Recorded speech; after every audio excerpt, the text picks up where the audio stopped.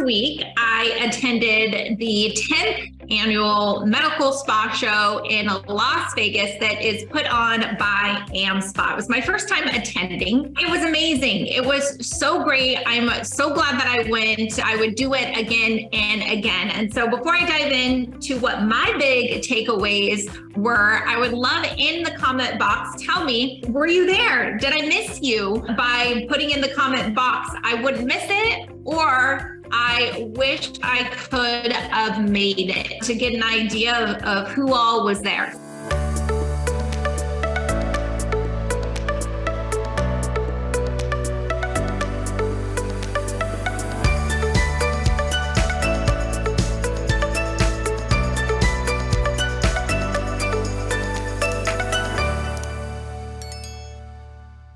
Some of my big takeaways, and there were so many, like I have a full notebook, I have so many pamphlets, I have so many screenshots on my phone. It was really hard to choose what to focus on because there was so much good stuff. And I didn't even attend any of the more service provider, injector anatomy. Of course, I focused on the business, the marketing, the leadership side of things. So I can't even imagine how great that was for providers.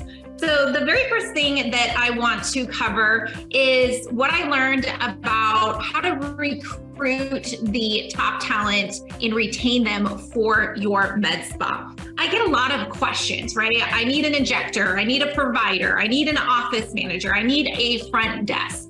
And I learned about some really great recruiting companies that specialize and work with med spas all across the country. But before you dive into your pocket and spend the big bucks to hire a recruiter, I talked to all the top performing med spas about their recruitment policy and wanted to share with you what I learned. So first off, they utilize Indeed, right? They utilize the job board networks, but they said the most important thing when posting for a position is that you need to be very, very specific in your job description. Do not skimp on this. Do not just throw something up there. If you want to attract top talent, you need to be very specific about the scope of work, the roles, responsibilities, and duties that come along with that position. You need to be able to clearly communicate the culture and expectations of your team. And you have to have a killer compensation package if you're going to get top talent away from a competitor for that matter. Also, when it comes to pay, you need to have a compensation plan that you have to kind of pick a team, right? That is very competitive, that's going to motivate them or provide them with the sense of security that they need to be able to make a move. When you post that on the job boards, you need to do the paid subscription portion of it and boost that post. And all the top med spas said that they go that route first. We're talking about a couple $100. They do that for 1 to 2 months. And at 1 to 2 months, if they don't get the candidates that they are looking for, then they seek outside guidance with a med spa recruitment company. Now, if you're to hire a med spa recruitment company, expect to pay about $10,000. Now, the great thing about that is that they do all the work for you. They're going to vet all the candidates and pre-qualify them so that at the very end of the day, you get like just the good candidates that are left. This is also a really great way if you don't want to expose to the market that you are in fact looking for a specific position for whatever reason that may be. They can keep things confidential until you get down to the very end and you can sign non-disclosures and all of that. So there is a real purpose for a recruiting company. And of course, they are able to give you guidance on compensation plans and all of that. But really, you need to make sure that you have sound job description, roles, and responsibilities, because you're going to need that when you onboard someone anyway. Do the work on the front side. Try to go the inexpensive route of doing a couple $100. But at the end of the day, a lot of times, the best talent are already employed and may not necessarily be looking on those job boards. Sometimes they are, right? Because maybe they're super talented, but for whatever reason, they're not happy in their current role. And so they may be looking, but sometimes they're not. And that's when a recruiting company could come in and access their database, their list, their contacts and network to be able to increase the number of talent in the pool for you to choose from. But essentially, you're probably looking about a $10,000 investment if you go the recruitment company route. Some of those recruiting companies have guarantees in the sense of if it doesn't work out after 90 days, you can go back to the drawing board and they'll do it all over again for you to make sure that you find the right fit. That's what I learned about recruiting top talent. So hopefully you were able to have some good takeaways for that. The next big topic that really opened up my eyes to the massive money in med spa is mergers and acquisitions. When I first got there, I looked around the room and I was like, these guys don't look like med spa guys. And come to find out, they are attorneys, accountants, financiers. In essence, they are merger and acquisition companies. They're MSO companies. Several years ago, big business saw the extreme opportunity there is to be had with med spas. And before I attended this event, I could name a few players in the merger and acquisition, but I was really shocked to just see how many companies there are out there. I heard great speakers from actual merger and acquisition companies, and then I heard med spa owners who had just recently gone through the process of hiring an MSO company or going through a merger and acquisition themselves.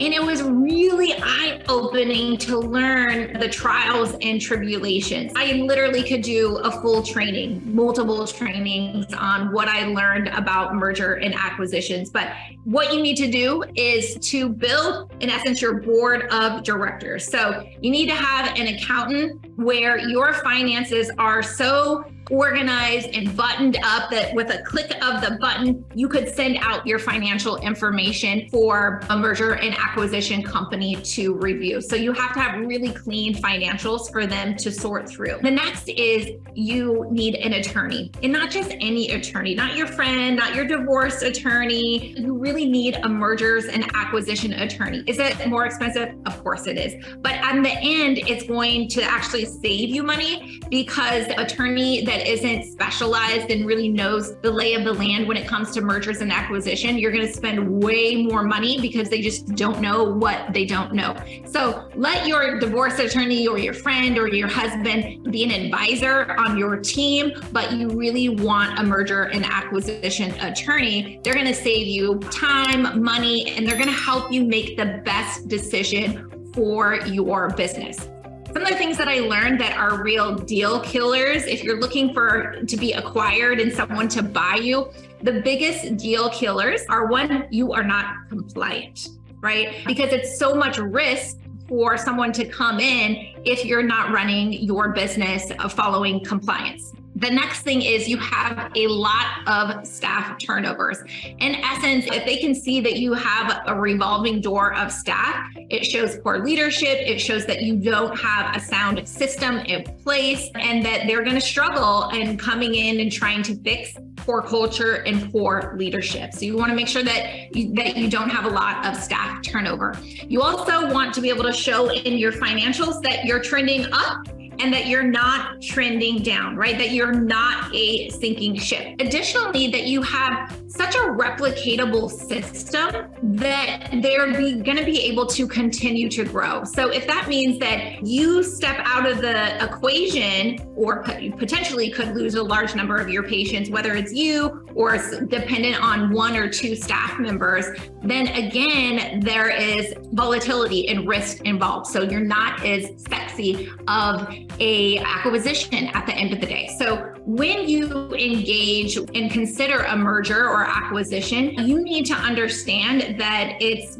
going to be expensive because attorneys, accountants, there's so many things that you just don't know what you don't know when you first enter into this merger and acquisition world. And you need to be prepared and the extreme amount of time and financial commitment involved in it. But it's going to be eye-opening. You're going to learn really the strengths and weaknesses in your business. And so really, it's never too soon to start developing that team and really getting your house in order, because it's not only going to help you for like the future, the one day when you're going to sell, but it's going to help you right now to optimize your business. And so really, like, you want to approach running your business as if you're ready to sell tomorrow, even if you have no plans of doing it 5 years or 10 years or longer down the road. It's going to benefit you, I promise. All right. So I'll do more in the future about mergers and acquisitions, but I tell you, there was like 1.5 days committed to great speakers and resources when it came to mergers and acquisitions. That's how the AmSpa team came from merger and acquisition lawyers. So of course, they're going to dedicate quite a bit of time at this specific show. So if that's something that interests you, I do recommend you don't miss this event next year. The third thing that was heavily talked about is building your med spa culture. And I know that sounds a little like woo-woo. Every time there was a keynote speaker or a kind of all-star speaker that talked about where they started and how they got to where they're at right now and how they made it to $3 million, $5 million, $7 million in revenue. They all talked about culture and how they learned the hard way that if you don't make that a priority and invest time, money, and energy into building your culture, you're going to have staff turnover. And when you have staff turnover, you lose patience, you lose revenue, you lose time, you have headaches, right? And so some of the things that are best practices that the top performing med spas talked about when building culture is transparency and sharing your numbers. And so many clients that I talk to are really hesitant to do that. It's scary in the beginning to do that, right? Because your team may see the massive amount of revenue coming in the door, but they just really don't have a grasp on how expensive it is to run a med spa. So you're afraid to show them some of those bigger numbers because you don't feel like they're ready or truly can grasp and understand what it takes to run a med spa and how small the margin of net profit is at the end of the day for the high risk and overhead that you are carrying. But what I can tell you is that if you expect growth, you have to inspect those every single day. And they talk about sharing numbers with your team weekly because you don't want to wait a whole month or quarter, and certainly not annually because you're waiting too long to make changes and adjustments. They talk a lot about in your weekly meeting, sharing everybody's numbers. That's a scary thing, especially when you first walk into that for the first time. It makes people very uncomfortable. Now, once it becomes an established thing, it's just the norm in your culture. It's great and people love it. But in the beginning, some people just can't handle it. And you have to be okay with cleaning a little house in order to go through the growing pains to get to where you ultimately want to be, so that you can make adjustments in real time, so that you can get feedback in real time, because you don't want to wait on these things. And of course, with the team meetings, you need to have an agenda. You need to stick to the agenda. You need to stick to the amount of time so that your team isn't like, oh, this 15-minute or 30-minute meeting turns into 2 hours every time. They have to know that you're going to respect their time and follow the agenda. And whatever you don't get to, then you'll either email out or get it to the following week. Now, the next thing is that you have to have one-on-ones with your team. And generally those one-on-ones like having once a month. Are they time consuming? Yes, but they are so worth it, because you literally lose tens of thousands of dollars every time you have staff turnover. And in some positions, you could lose hundreds of thousands of dollars by losing a team member. So it's so important, and you got to stay ahead of it, right? You got to hit things head on. You can't let things fester. You have to have a feedback loop. Now, with that feedback loop, you need to establish in your culture that it is expected for team members to give managers and owners feedback. Just like they need to expect that as a team member, they are going to receive feedback as well. So I want to break that down a little bit, because you want, as a leader, to lead by example. You want to tell them that part of their role and responsibility is to share their feedback. Now, don't confuse this for a bitching session, but really constructive feedback and how they're feeling, what they are seeing, so that together I can learn from it, or I can help you work through it, right? And when sometimes as a leader or a business owner, some of that feedback is a little bit hard to receive. Just like on the opposite end for your team member, some of your feedback for them can be hard to receive. But if you show them by example that you are open to receiving it, right? And you want to receive that, and what that looks like, thank you for your feedback. It makes you an important member of the team when you share your feedback. Thank you so much, right? Acknowledge them, thank them for being brave enough to come forward and share their constructive feedback, if that is the case, right? Or hopefully positive. But you need both. That's the only way that you can fix things, right? That you can make things better, that you can optimize, that you can have better experience for your team, better experience for your patients. You got to be open to feedback, and your team members have to be open to feedback. And that is something that you build in your culture, that you lead by example, that it's a conscious effort to build.